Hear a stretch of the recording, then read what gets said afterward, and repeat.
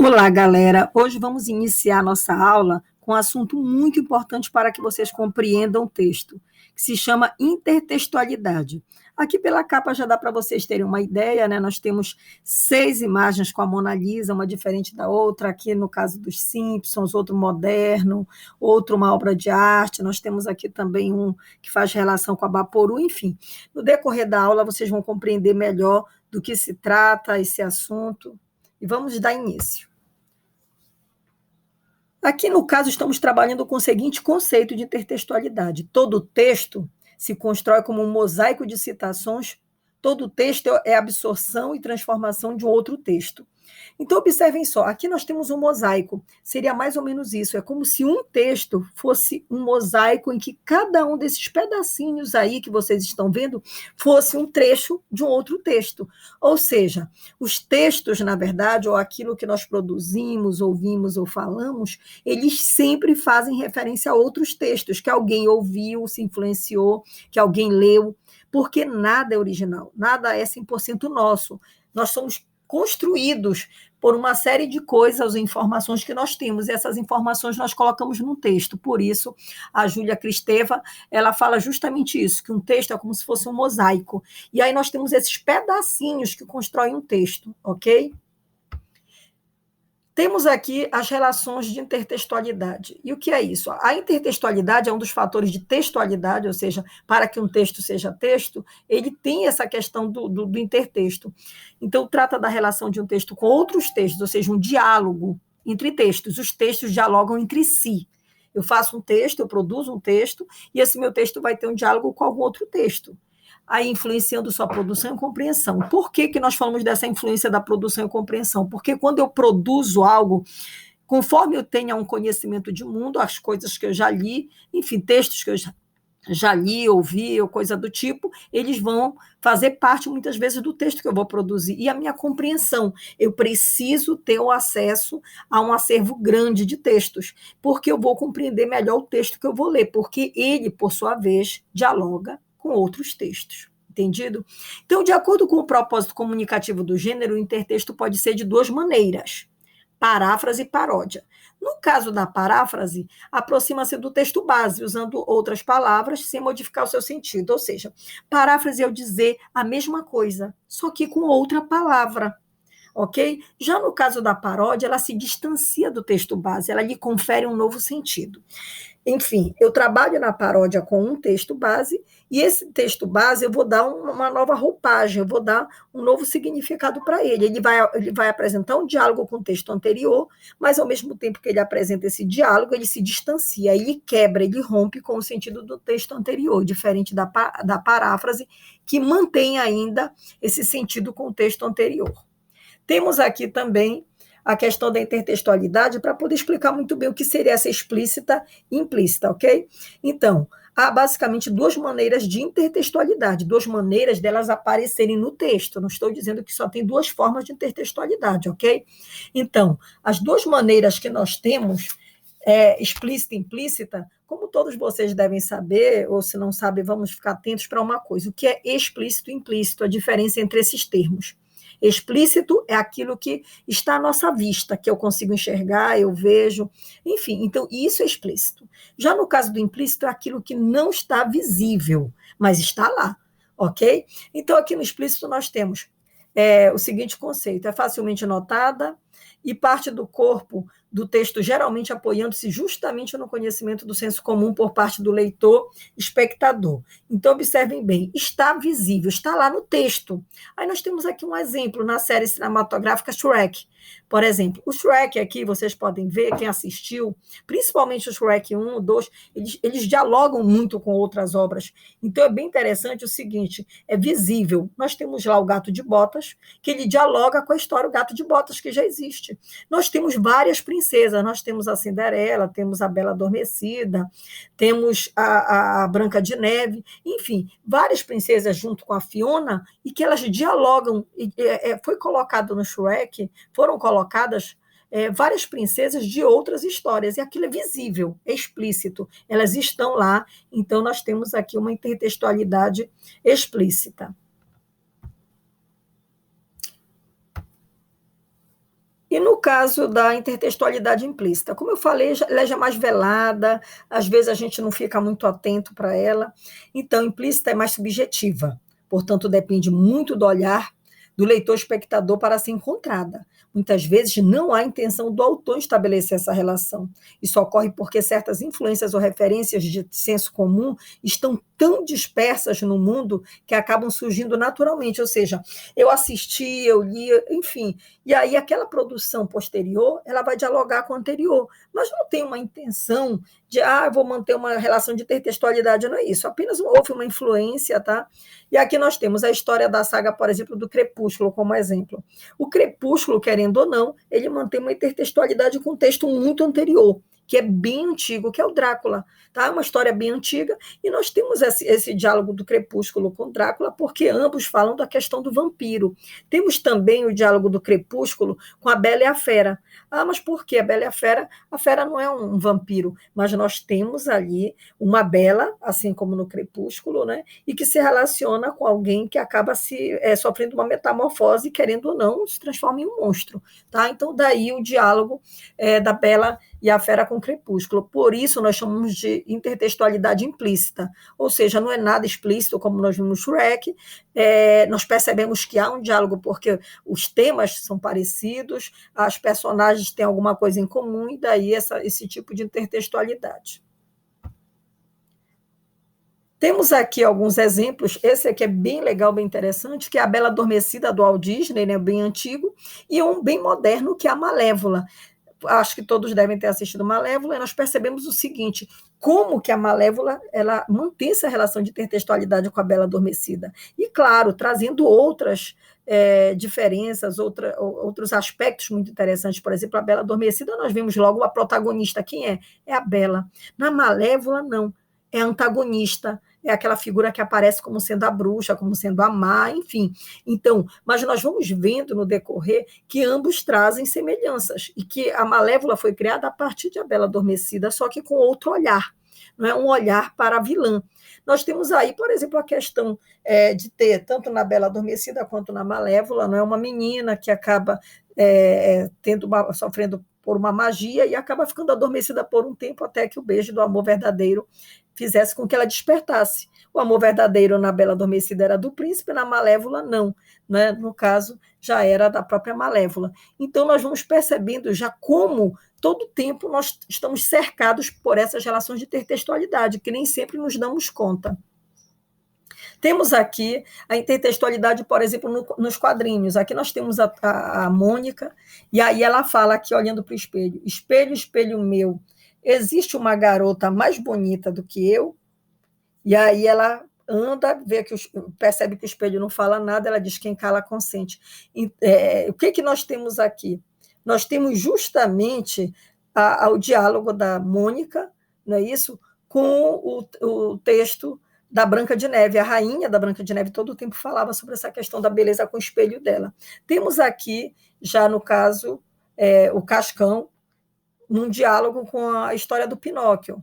Aí ele diz: por favor, conta só mais uma mentira, ou seja, a manter o diálogo. O Pinóquio, todo mundo sabe que o Pinóquio ele vai contando mentiras, quanto mais ele conta mentira, mais o nariz cresce. Então, nós percebemos aqui claramente nos dois a questão da intertextualidade nos quadrinhos, uma história em quadrinhos, no caso, dialogando com obras literárias. Aí aqui apenas uma diferença para vocês perceberem a questão da paródia e da paráfrase, não é? Para vocês perceberem como elas são, o que elas têm em comum e diferenças. A paródia, nós temos a intertextualidade das diferenças, na paráfrase das semelhanças. Na paródia, o discurso em progresso, já na paráfrase em repouso, ou seja, aquilo que está estagnado, é o mesmo sentido, então não há mudança. No item 3, efeito de deslocamento na paródia, porque o sentido é deslocado, né? Já no caso da paráfrase, um efeito de condensação, ou seja, eu pego aquele texto e eu uso o mesmo sentido, eu acabo comprimindo, eu acabo resumindo, muitas vezes, por exemplo, um resumo, ele é uma espécie de intertextualidade por paráfrase, porque eu mantive o sentido, eu falei com as minhas palavras algo que já foi falado, algo que já foi dito, mas mudei. Então, no momento que eu trago essa transformação, isso é paráfrase, mas eu mantive o sentido, ok? E aí nós temos aqui, continuando a paródia, o caráter contestador, porque ela subverte o texto base, ela acaba rompendo com a ideia do texto base. Já na paráfrase, o caráter ocioso, não contesta, ele mantém o mesmo. No sexto item, na paródia, busca a fala recalcada do outro, ou seja, nós temos aqui a questão da fala do outro de uma outra maneira. A voz que aparece no texto, ela não vai aparecer como ela deveria ser no texto original, ela vai ser recriada. E no caso da paráfrase, não, cede lugar à voz do outro, ou seja, na paráfrase, a própria voz que já existia lá, ela continua, ela permanece. O que nós vamos fazer apenas é mudar as palavras, o modo com que foi falado aquele texto. Na paródia, a negação do tema, porque ele rompe completamente com aquele tema. Já na paráfrase, a confirmação do tema, eu mantenho o tema, eu não mudo. Na paródia, o distanciamento do texto base, ele se distancia. Nós, muitas vezes, demoramos para perceber que ali há o diálogo, porque ele se distanciou, mas haverá marcas, com certeza. E na paráfrase, não. Há uma aproximação com esse texto base, porque ele mantém o sentido, como eu havia falado. Aí nós temos aqui já a paráfrase na poesia, para citar para vocês como exemplos, que aí nós vamos conseguir compreender muito melhor esses conceitos, não é, que ficam muito na abstração. Então, a paráfrase na poesia. Nós temos aqui, na poesia, talvez o texto mais parafraseado e parodiado, enfim, que sofre mais intertextualidade de todos, que é a Canção do Exílio. Na Canção do Exílio do Gonçalves Dias, né, do século XIX, nós temos aqui que foi o primeiro texto divulgado, tá? Essa Canção do Exílio do Gonçalves Dias. Nós temos um trechinho, diz assim: minha terra tem palmeiras onde canto sabiá. As aves que aqui gorjeiam, não gorjeiam como lá. Aí observem só já Carlos Drummond de Andrade, quando ele recriou, quando ele manteve uma relação de intertextualidade com o texto de Gonçalves Dias. Aí ele fez assim: meus olhos brasileiros se fecham saudosos, minha boca procura a canção do exílio. Como era mesmo a canção do exílio? Eu tão esquecido de minha terra, ai terra que tem palmeiras, onde canto sabiá. Então, observem só, ele retoma o próprio texto do Gonçalves Dias, ele cita o texto do Gonçalves Dias e traz aí algumas mudanças, ele traz aí já um novo olhar sobre o texto do Gonçalves Dias, que foi anterior. Aí nós temos aqui já a paráfrase na música. Por exemplo, nós temos o Luís Vaz de Camões, um texto literário, tá? Bem antigo, só ressaltando que o texto do Luís Vaz de Camões também tem houve um texto anterior a ele, que, na verdade, ele mantém intertextualidade com a Bíblia. Tá? Nós temos aqui, amor é fogo que arde sem se ver, o texto do Luís Vaz de Camões. Diz assim, amor é fogo que arde sem se ver, é ferida que dói e não se sente, é um contentamento descontente, é dor que desatina sem doer, é um não querer mais que bem querer. Então, olha só, nós temos aí a questão do Luís Vaz de Camões, que trouxe já um trechinho da Bíblia, não é, que nós falamos justamente sobre a questão do amor, e temos aqui já o Renato Russo, muito depois, em uma música, ele cantou no Monte Castelo um trecho do texto do Camões. Mas isso, pessoal, não quer dizer que ele copiou Camões, ou Camões que copiou a Bíblia. Na verdade, o que eles fizeram foi manter diálogo com aquele texto que eles leram. No caso do Renato Russo, ele falou claramente, a intenção dele era que os jovens cantassem poesia, e poesia boa, poesia de Camões. Então, vamos lá, ele disse assim na música, ainda que eu falasse a língua dos homens e falasse a língua dos anjos, sem amor eu nada seria. É só o amor, que conhece o que é verdade. O amor é bom, não quer o mal. Não sente inveja ou se envaidece. O amor é o fogo que arde sem se ver, é ferida que dói e não se sente. É um contentamento descontente, é dor que desatina sem doer. Então, a primeira parte que ele fala da questão da língua dos homens e dos anjos é justamente quando ele cita a própria Bíblia, tá? E aqui, no caso, nós temos já a citação posterior, que é do texto de Camões. Então, nós vimos essa intertextualidade, esse diálogo. No caso do Renato Russo, ele mantém o mesmo sentido, por isso é chamado de paráfrase. Ele não quebra, ele não rompe com os sentidos nem da Bíblia e nem do próprio Camões, ok? E aí, por outro lado, temos a paródia. Como vimos, ela já é diferente da paráfrase, ela rompe com sentido, ela traz outra temática, enfim. E aí vamos ver um pouquinho da paródia. São relações intertextuais cômicas que elas desconstroem o propósito comunicativo do texto-fonte, ou seja, ela rompe, com o qual mantém uma identidade. cuja finalidade é ironizar, contestar ou ridicularizar fatos sócio-históricos que ocorrem cotidianamente. Então, observem só. Nós temos na paródia justamente um rompimento, que pode ser para ironizar, satirizar, às vezes apenas para contestar, subverter aquele texto que foi produzido. Nem sempre é sátira e ironia, embora na maior parte dos casos, ok? Então, aqui nós temos, é notável nessas relações intertextuais, um efeito cômico produzido pela sátira, ironia e deboche, que é o que nós mais vemos atualmente. Enfim, paródia é a recriação de um texto consagrado que produz efeito de humor com a finalidade de criticar, satirizar, ironizar, zombar ou contestar. Então, o que nós temos aqui? A finalidade é essa mesmo. O humor trabalha muito com paródia, né? Já já nós vamos falar disso e vocês vão ver que nós todo o tempo temos contato com textos humorísticos que fazem paródia de outros textos.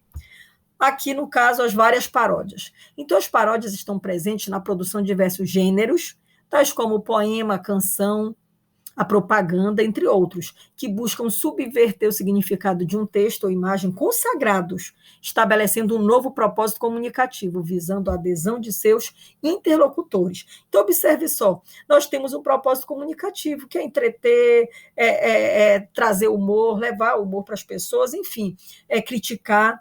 E aí nós temos alguns exemplos aqui. A paródia, por exemplo, na propaganda. Temos aqui, olha só, Pepino Maluquinho, o mais levado da Hortifruti. Então, aqui a propaganda da Hortifruti, né, aqui diz, continuando, né, a propaganda da Hortifruti várias vezes traz, nós temos os hortifrutis relacionados a filmes, relacionados a livros, relacionados à literatura, ok? Então, nós temos sempre esse diálogo, porque aí torna o texto bem mais interessante, as pessoas conhecem. Aí nós temos aqui um subtítulo, né? Aqui é natureza, aqui a natureza é a estrela. Então, observem só, nós estamos falando de uma propaganda que traz essa remissão, né, que faz a remissão ao menino maluquinho, o pepino maluquinho, o menino anda com uma panela na cabeça, aqui o pepino anda com uma panela na cabeça. Então, observem só o diálogo que é mantido entre eles. Temos também a questão da paródia no cinema. No cinema, nós temos aqui um trechinho bem bacana, que é o primeiro, é a cena do texto do filme O Sexto Sentido, e já no segundo, a cena do filme Todo Mundo em Pânico, que já foi de 2000. Né? Aí aqui o que nós temos? Há uma relação de diálogo, só que no filme O Sexto Sentido era um filme de terror. Já no caso Todo Mundo em Pânico, não. Eu acho que quem já assistiu conhece muito bem que todos os filmes de Todo Mundo em Pânico, que eles têm vários, né? Tem 1, 2, 3, enfim, eles já são humorísticos, e eles trabalham em cima disso, o humor em cima dos filmes de terror, só que trazendo para o lado do humor. Eles citam os personagens, eles citam as histórias dos filmes de terror, só que agora dando um novo ar, não mais de medo, de terror, mas sim de humor, de riso, de sátira, ok? Temos aqui também a questão da paródia em imagem. No caso da paródia em imagem, retomando lá da capa do nosso trabalho, aqui nós temos justamente talvez o quadro mais parodiado, enfim, de todos, que é a Mona Lisa, muito famoso, né? Nós temos aqui a Mona Lisa como Mônica, nós temos a Mona Lisa do Exorcista, do Mr. Bean, enfim, nós temos milhares, pessoal, de Mona Lisa, estou apenas citando algumas. Temos aqui, por exemplo, um que eu não sei se vocês conhecem, já ouviram falar, mas aqui é um quadro muito famoso que se chama O Grito, e aqui nós temos o Holmes, não é? Dos Simpsons, justamente dialogando, mantendo essa relação de intertextualidade com o quadro Grito, que é bastante famoso. Então, observe, nós vamos perceber aqui pelo fundo, né, o fundo se assemelha, mas nós vamos perceber que houve mudanças, eles podem fazer isso, eles podem quebrar com o texto original, embora haja semelhanças, mas há mudanças na cor. Nós vemos que aqui atrás, por exemplo, nós temos 3 pessoas, diferente daquelas pessoas que aparecem lá no Grito, temos aparentemente 2 crianças, uma pessoa mais velha, aparentemente sexo feminino, já no Grito sexo masculino, enfim. Então, nós temos aqui já uma relação intertextual, e o Grito também ele é muitíssimo famoso, talvez um dos também que tem muita paródia dele em textos humorísticos. E aí nós vamos perceber a paródia em memes. Os memes vivem disso, né? A maior parte dos memes, todo o tempo, o meme ele já é uma relação intertextual com os outros, ele mantém, é assim que funciona o meme, não é? Mantendo esse diálogo com outro texto. Aí nós temos aqui, por exemplo, que é bem legal, o diálogo com os dois que nós vimos anteriormente, um diálogo com a Mona Lisa e ao mesmo tempo com o grito, né? E aí eles fizeram bem caricatural, nós vimos, olha só como a Mona Lisa está e o grito, e a Mona Lisa diz para ele, não grite, melhore seus argumentos. Então, é bem bacana, porque nós temos as duas obras dialogando já de uma outra forma, com uma outra intenção, e que acaba se transformando num meme, acaba trazendo a sátira, o humor, nós temos muitos memes para fazer crítica, enfim, e sempre dessa forma, retomando um texto, retomando um quadro, retomando uma fala de alguém, alguém que falou alguma coisa e aparece no meme para poder manter essa relação de intertextualidade, não é isso? Aí temos aqui um outro que é muitíssimo famoso, que é importante que vocês sempre tenham em mente que, no momento que são textos clássicos, eu tenho que conhecê-los, porque senão não vou conseguir interpretar o texto posterior, se eu não tivesse conhecimento anterior, ok? Então, aqui, como reconhecer o intertexto? Observem só, se você visse talvez só essa imagem dos Simpsons aqui nessa faixa de pedestre, talvez para você não dissesse nada. Só que essa reprodução, na verdade, é de um dos textos mais famosos de intertextualidade, que é justamente a capa de um dos discos dos Beatles, quando eles fizeram justamente em Londres, enfim. E essa capa, ela ficou tão famosa, isso de tantos anos atrás, mas que hoje em dia ela é muito recriada por meio da intertextualidade. Então, para eu reconhecer um intertexto, o principal fator de uma boa compreensão intertextual é o conhecimento de mundo. Quanto mais textos eu conheço, quanto mais textos eu tenho contato, aí eu vou conseguir, com certeza, interpretar melhor os textos posteriores. Ah, eu tenho obrigação disso? Sim. Porque senão eu não vou conseguir, pessoal, interpretar bem os textos posteriores, porque eu não conheço, estou ali fechada no meu mundo, eu não tenho contato com os outros textos, então eu não vou conseguir compreender. Por exemplo, você vendo os Simpsons aí, que é atual, mas você não conseguiria compreender se você não soubesse desse quadro, desse disco, melhor dizendo, essa capa do disco dos Beatles, que com certeza é bem antiga, mas que até hoje está bem atual e que ainda mantém muito, serve de base ainda para bastante texto de intertextualidade, ok? Então, nós temos aqui, por exemplo, continuando isso daí sobre o conhecimento de mundo, para vocês verem como é importante, não é um disco tão antigo, mas está aqui, ó. Nós temos o Maurício de Souza, colocou a Turma da Mônica também na mesma situação, temos o Mário Bros, temos aqui a Turma do Snoopy, enfim, nós temos muitos, se vocês forem procurar na internet, vocês vão até achar graça, porque é muito texto que dialoga com essa capa dos Beatles, ok? Então, é um conhecimento a mais que nós somamos para poder compreender os outros textos. Agora, nós vamos falar justamente deste aqui, que é um dos que vocês têm muito contato todos os dias, tenho certeza. No caso, é a paródia da música. Né? A paródia na música, nós temos muitas mesmo. Por exemplo, nós temos o Whindersson, né? O Whindersson Nunes, que vocês têm bastante contato, ele faz muita paródia. Temos outros também, da internet até famosos, não apenas humoristas, mas que são famosos na internet só com paródia. Temos aqui um exemplo, né, do texto Invocada, da Ludmilla e Léo Santana, e a outra versão que foi feita em cima disso, que é Reprovada, tá? Gabriel e Shirley. Aí nós vamos perceber que houve totalmente uma desconstrução. Lá no texto da Ludmilla diz, eu te amava, não posso negar também, sofria, não posso mentir. Agora sou eu que não te quero mais aqui. Aprendi a viver sem você, superei a ilusão que eu tinha. Agora tô livre e solteira na pista. Se conforma, eu não vou voltar. Agora tu vai ver o que é sofrer. Então, observe, já no Reprovada diz, hoje tem prova, não vou me estressar. Estou preparada, vou me garantir. Ontem estudei porque não quero repetir. Mas o que é isso? Espera aí, essa prova é de geografia. Eu achei que era de física. Professora, vem cá me ajudar. Deixa eu falar uma coisa para você, estudei errado. Isso daqui não sei fazer. Minha mãe me dá uma surra se eu ficar no vermelho. Então, observem, o que tem a ver um texto com outro? Se você olhar um texto e outro, não tem nada a ver, não há diálogo, não há intertextualidade. A intertextualidade aqui na música, ela se faz como? Pelo som, não é pela letra. Tá? Eu posso, claro, ter uma intertextualidade na letra, mas ela por si só, a paródia ela se constrói por meio da sonoridade, você pega aquela canção, aquela música, e você subverte criando um novo texto, que pode ser sobre qualquer coisa, sobre qualquer tema, e você usa aquele som, apenas o ritmo, o som, e você constrói, assim, mantém uma relação de intertextualidade com o texto anterior, e aí já vira uma paródia, né, por conta dessa desconstrução. Posteriormente, vocês verão um vídeo que tem esse vídeo, para poder vocês perceberem bem a relação de intertextualidade entre ambos. E temos aqui a paródia em textos literários. Nós temos aqui um texto famosérrimo, né, da literatura, um poema que se chama Quadrilha, do Carlos Drummond de Andrade, e temos um outro texto do Ricardo Azevedo, que também é um grande autor, poeta, enfim, já um texto posterior ao texto do Drummond. No texto do Drummond diz assim: João amava Teresa, que amava Raimundo, que amava Maria, que amava Joaquim, que amava Lili, que não amava ninguém. João foi para os Estados Unidos, Teresa para o convento. Raimundo morreu de desastre, Maria ficou para a tia. Joaquim suicidou-se, Lili casou-se com Pinto Fernandes, que não tinha entrado na história. Aí observe o que Ricardo Azevedo fez com o texto dele, a partir do texto do Drummond. Quadrilha da sujeira. João joga um palitinho de sorvete na rua de Teresa, que joga uma latinha de refrigerante na rua de Raimundo, que joga um saquinho plástico na rua de Joaquim, que joga uma garrafinha velha na rua de Lili.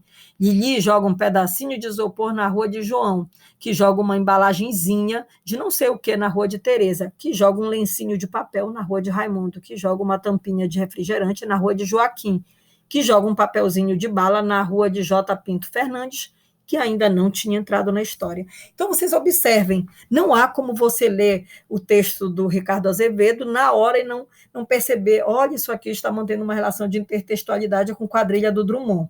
Só que há um problema. Mas eu não conheço, nunca ouvi falar do poema famoso Quadrilha do Drummond. Então, não vou conseguir entender esse texto, Quadrilha da Sujeira. Eu vou conseguir entender uma parcela, a crítica social sobre a questão das pessoas jogarem lixo, não jogarem lixo na rua, enfim, eu vou entender a crítica, mas eu não vou entender como essa crítica foi construída. Ela foi construída a partir de um texto clássico do Drummond, que se chama Quadrilha, ok? Então, era isso por hoje. Muito obrigada a todos. Nós não estamos falando de todos os tipos de intertextualidade, como vocês podem ter visto.